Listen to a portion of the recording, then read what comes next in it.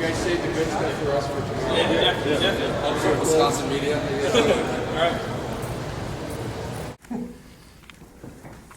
Well, exciting day. I'm very excited to have the three players with Nick and Patrick and Aaron. I thought this morning, just when I was running, they did an exceptional job. I always remember back to the day when I came here as a player in 1992. Some of the guys I met, first guys were Jason Produsco, met Kirk Herbstreit in the elevator, and it was the first time I actually had a chance to visit with him. So I told all of our kids, this is a unique time. You're going to meet these players, media people. You never know where that's going to take you for the rest of their life. So I thought they've done a nice job. We start next Thursday, so it's an exciting time for our coaches to get back in the office. I'm excited, obviously, a lot of new players, obviously, with the addition of Russell, but I got three new coaches, and I'm excited to see how they handle fall camp moving forward. Kind of a general question before the team. Delaney was saying up at the podium that he met with all the coaches this morning, talking about a number of things, but he really was forceful in his comments about the violations, both at Ohio State and Michigan, about what it does to the image of the league. What message did you take out of that meeting? Well, Jim's done a great job. I think I go back to my first couple of years as a head coach. I was very impressed with what he said and how it became reality. So I know he takes a lot of pride in his job, and I don't want to see these things happen either. As a coach, we're always talking about our conference. It's a selling point for us. So to have two storied programs, probably the most prolific in our conference. Obviously, Penn State's done some great things over time as well, but to have those two teams in violations doesn't help our league, doesn't help college football. So, I understand things happen, but Jim was just very emphatic about the need to do things right. Otherwise, things are going to happen badly. What are the general reports you got from some of the workouts with players? Tom, I by NCAA rule, I really can't ask people. Now, the players volunteer it.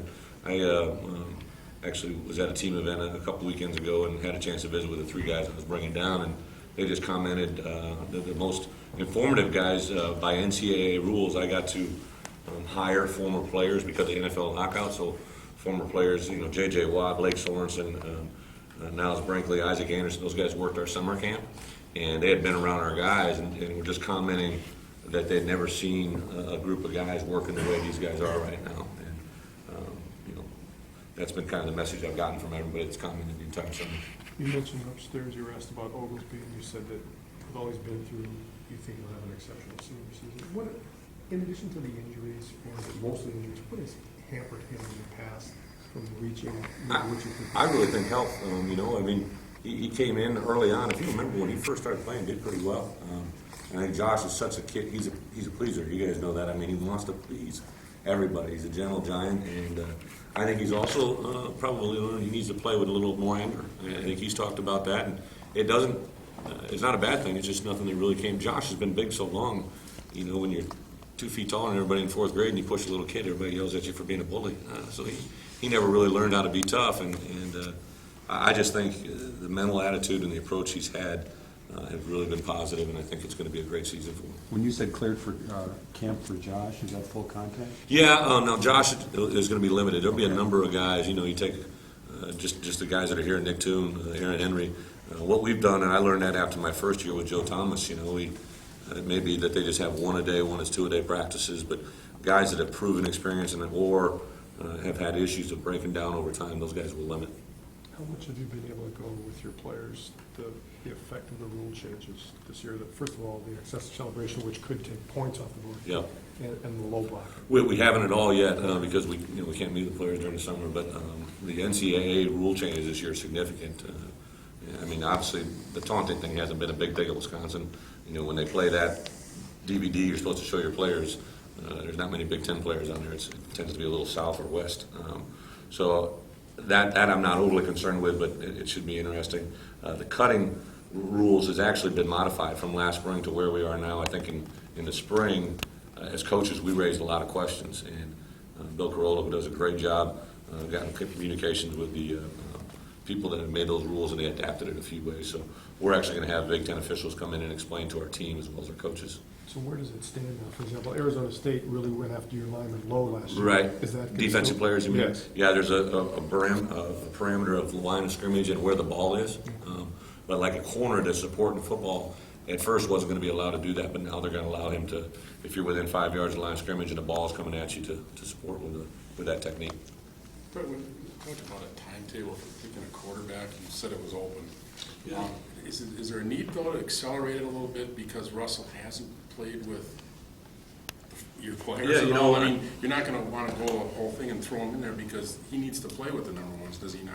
If Leading question. excuse me, if indeed he's the number one, You make a great lawyer. if he's indeed your starting quarterback, is he not going to have to play with? You know what I think, Tom? I think Russell Wilson is such a unique story that you can't put parameters on it. I think he's a kid that you come in, you find out exactly what he can do and how the kids handle him. You know, he's never been in a Wisconsin practice. He doesn't know where we start for Skelly or flex or anything, you know. So I think you can't really put parameters on maybe I have had in the past. I remember, you know, we've talked about in the past, and I mentioned a couple of times, ideally 10 days out, you'd like to know who your starting unit is on both sides of the football. I'm not blind to the fact that, you know, the quarterback is a unique deal. So I think a lot of it depends on Russell and how he handles things once we get started. You said you got a fax or email that alerted you to Russell's? Yeah, the way- What did that say, and who is it from? All transfers start off the same way. You usually have either somebody from his family or his coach, you know, the program, maybe a high school coach, reach out to you. Well, this one was very unique. It was just, I came in, it was laying on my desk, a release from Russell Wilson. Right away I knew the name, obviously. Called Paul. Paul had already gotten a little bit of awareness to it. But we can't reach out to him until we receive that release. And you know, he picked us. You know, I think he picked a number of schools. You can ask him how many, I don't even know. But he would, early on in the whole thing, he kind of shared with me that it was probably just, it was getting down to us at Auburn. What did it say? Just that? Oh, it's just a, no, it's what? just a It's standard love release. letter or what? It's a standard release. Okay. I'm sure there's, you know what, I don't even know what it says. I just know it's a standard release. We had the same thing. Like when Zach was going to be released, I said, Zach, you want me to send out a whole-scale release? But we narrowed it down, I think, to 10 or 12 teams, sent it out, and then he called me a couple times and said, hey, Coach, can you send it to here, here, and here? And I just called the compliance, and they faxed it to their school. So it's perhaps not as unique a situation as it may appear on the surface, just in terms of having had that time at NC State and then looking to go into another program.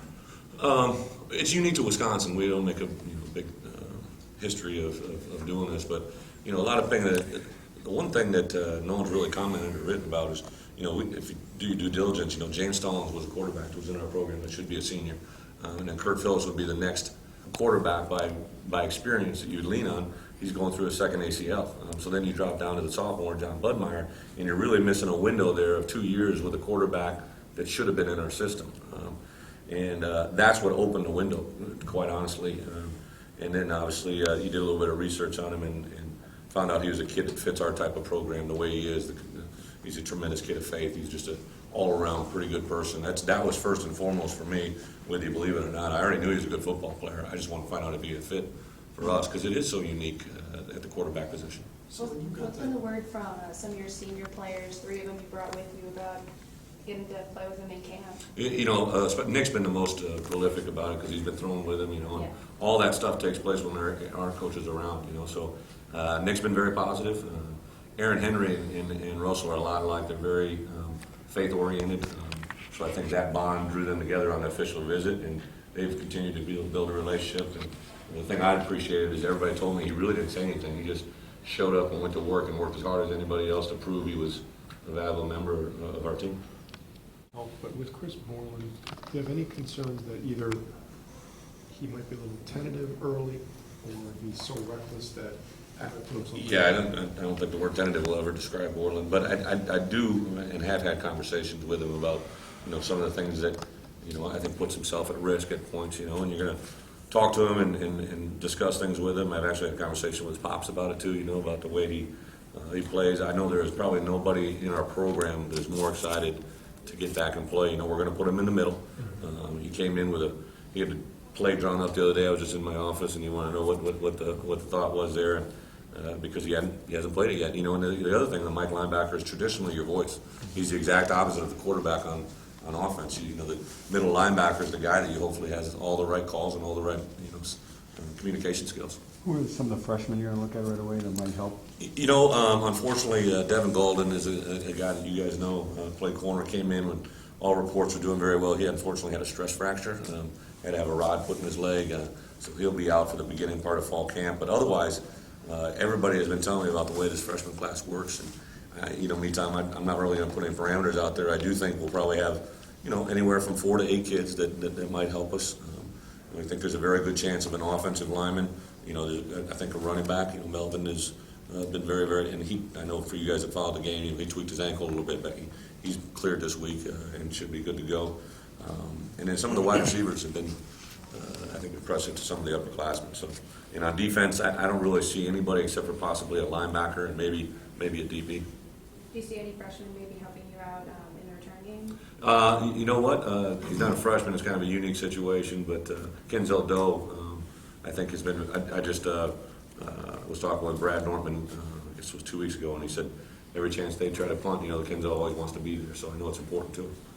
You talked about the excitement you have in your new coaches. I guess how much of that stems from what you saw of them during spring camp? And I've known these guys. Obviously I didn't know Hux, but I became very familiar quickly with what he's all about. But I've known Damani for a long time. I've known Thomas for a long time. So it's fun to be around them. I think their culture they've created with their kids has been very, very good.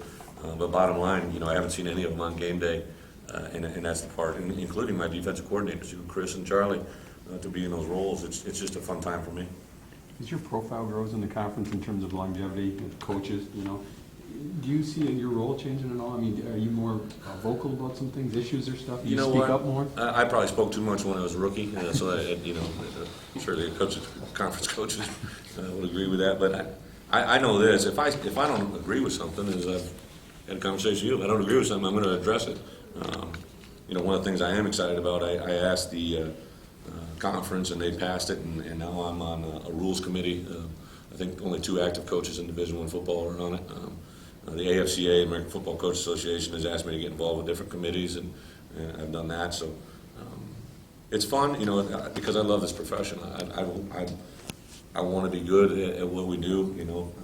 All of our GAs now are former players. We're our student assistants, and Ben Strickland, Luke Swan, and Terrence Jameson. So it's fun to bring those guys, and if they truly want to be coaches, I want to have them be great. Brent, you're not a fan of the 9-game schedule? Yeah, let that opinion be known too. I think we have a game that's pretty good right now.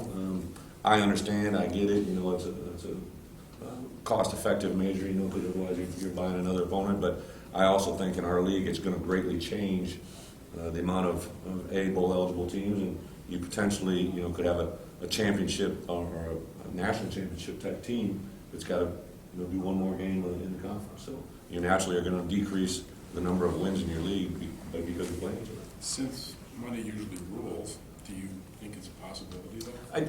I do. I've made my case, my arguments. Last spring they really let the coaches have an opinion. I don't know if it went anywhere, but it's going to be interesting. I reached out to several other conferences, and obviously, the big one is the SEC staying with 8. So it's going to be interesting. You said how good your seniors were the last 2 years. Can you get the same thing out of this group of seniors? I sure hope so. I know I like them. The part that I think is becoming better for us is I really do know these kids now. I've been with them, I've recruited them, and you've seen how they've handled and reacted to adversity. To me, that's a bigger indicator than how they handle success. I want to know how they're going to do when things are going tough, and I'm excited about this group. You expecting position battles at any certain position? Maybe Yeah, safety? I think running back, I think at tight end, I think at right tackle, quarterback, one linebacker position, probably the starting defensive end positions, and then obviously it's strong safety. Should be pretty good. Where can Mike Ball What's that? Where can Mike Ball change? I know you guys saw him in the spring. Monty's body has changed, and everything I've seen, and those two compete against each other all the time. Herbs just talks. I saw it during winter conditioning. One does it, I can do it better. One of those deals, I tell you, a kid that's just as competitive as those two is Jeff Lewis. Gordon. No, not Melvin Gordon. Jeff is kind of a sit-back kind of guy, but Melvin is a competitive kid by nature.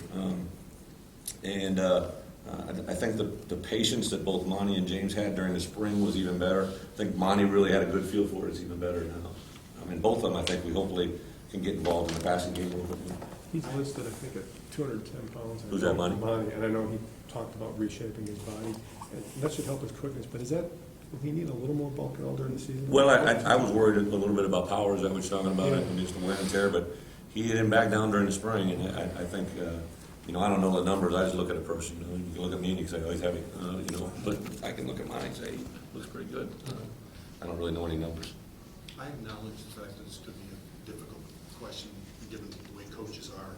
But can you just take a step back and consider what the hype that's going on right now for the game of Nebraska? I know you have games before. No, I understand. You have teams picked to win, be in the championship game. You have the first time Nebraska's in the league. You have so much going on. Have you been part? Can you recall a game that's involved this much hype? No, not since I've been a head coach. And I think it's just simply, it's a sign of respect. There's a reason that the networks came with us with the idea to do that. I think there's a reason the Big Ten Conference scheduled that. To me, that was the biggest sign of respect. You can tell me all you want. I know a computer didn't spit that out. I know that somebody planned that matchup. I think the fact that Coach Alvarez was involved with it and the former player, I think that's a big part of it. So, and there's two huge fan bases. Two great legendary. And you think about it, over the course of time, there are probably a lot of obviously Nebraska's had a lot of more years of having success, but it's built on the same methodologies. I remember 15 years ago hearing Coach Osborne speak at a National Coaches Convention, and just came out there awed by what he said, and he's so intelligent, and you can see the way he built that program, and now as AD, what he's doing with it further. There's a lot of similarities, and I think the fan bases, from what I've witnessed, are really going to have a lot of mutual respect. I remember going to Nebraska Stadium and the way they treated their the opposing people, and you walk out the field and they're clapping, it kind of pisses you off a little bit, but it is a sign of respect, and I'm excited for that game, and to have a personal relationship with Bo is pretty cool too,